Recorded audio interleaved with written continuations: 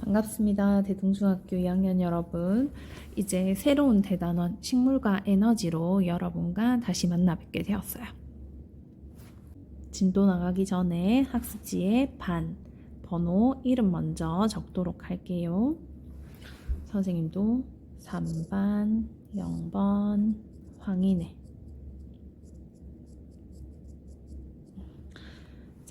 반, 번호, 이름 다 적으셨나요? 설마 선생님 거 보고 따라 적는 친구는 없겠죠? 반 번호 이름을 적었으면 오늘의 주제 한번 봐야 될 것 같아요. 핵심 개념부터 살펴보게 되면 식물의 광합성, 광합성에 필요한 물질, 광합성이 일어나는 장소와 산물 이런 것들이 있습니다. 공통적으로 어떤 단어가 있습니까? 광합성, 광합성, 광합성. 오늘의 핵심 단어는 바로 광합성입니다. 그러면 생각해보기부터 시작해 보도록 하겠습니다. 생각해보기. 어린 나무가 잘 자라서 몇 년 후에 커다란 나무가 될 때까지 필요한 양분은 어떻게 얻었을까요? 자, 매 시간마다 이런 생각해보기 질문이 있을 때 정답을 맞추기 위해서 꼭 애를 쓸 필요는 없습니다. 여러분들의 다양하고 참신한 재치 있는 답변들을 적으셔도 괜찮습니다. 잠시 일시 정지하시고 여러분의 생각을 한번 적어보도록 할게요. 다 적었나요? 좋습니다. 우리가 수업이 끝나고 나면 이 생각해보기 질문에 대한 답변을 얻을 수가 있습니다. 자, 먼저 식물의 광합성 가겠습니다. 광합성의 이 광자는 무슨 광자일까요? 네, 맞습니다. 빛 광자예요. 빛. 빛을 이용해서 무언가를 만들어낼 겁니다. 무엇을 만들어낼 거냐면 바로 식물이 빛 에너지를 이용해서 양분을 만드는 과정, 그걸 가리켜서 광합성이라고 합니다. 양분을 이용해서 사람의 경우에도 작은 아기가 여러분처럼 성인과 가까운 체격을 갖게 된 것은 우리가 음식을 섭취했기 때문인 거죠. 음식 속에 있는 양분이 생활에 필요한 여러 가지 에너지를 제공하기도 하고 몸이 자라날 수 있도록 해줍니다.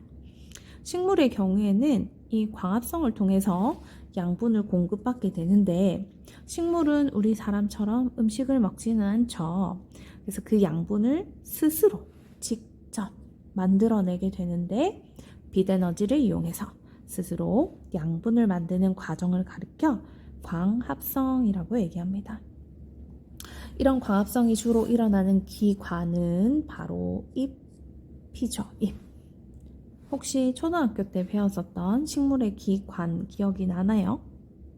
그 식물체가 있으면 제일 아래쪽에 위치한 것부터 얘기 한번 해볼까요? 식물의 기관. 물과 무기양분을 흡수하는 뿌리. 흡수한 양분을 잎까지 전달하게 되는 줄기, 통로인 줄기, 그리고 잎, 그리고 꽃이 지고 나면 열매가 있죠. 5가지 기관들 중에서 광합성이 주로 일어나는 곳은 잎입니다. 주로라고 얘기를 한다면 반드시 잎에서만 광합성이 일어난다라는 건 아니에요.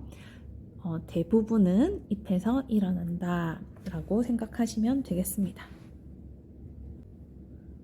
식물이 양분을 만드는데 아무것도 없는 상태에서 빛 에너지만 이용하여 양분을 만들지는 않겠죠.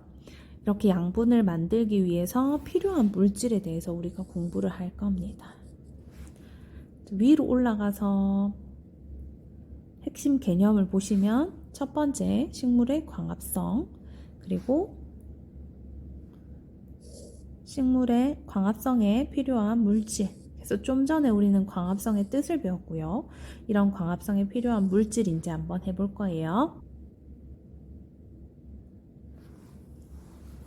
광합성을 통해 양분을 만들어냈을 때 이 양분을 만들기 위해 필요로 하는 물질, 이걸 알아보기 위해서는 교과서 124쪽에 있는 실험 탐구를 살펴보시면 됩니다.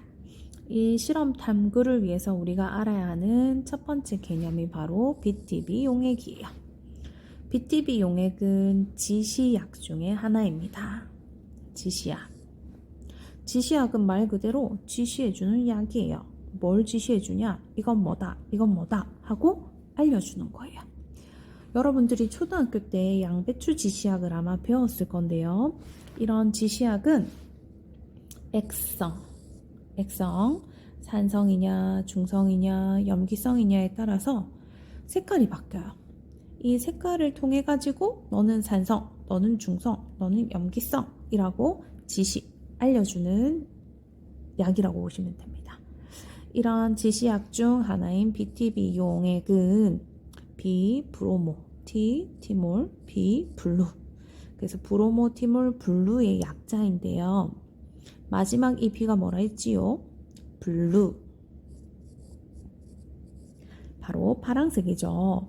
색깔을 통해서 얘가 액성이 뭐다 알려준다고 했잖아요. 바로 BTB 용액은 염기성에서 블루, 파란색을 띠고요. 중성에서는 초록색, 그리고 산성에서는 노란색을 띱니다.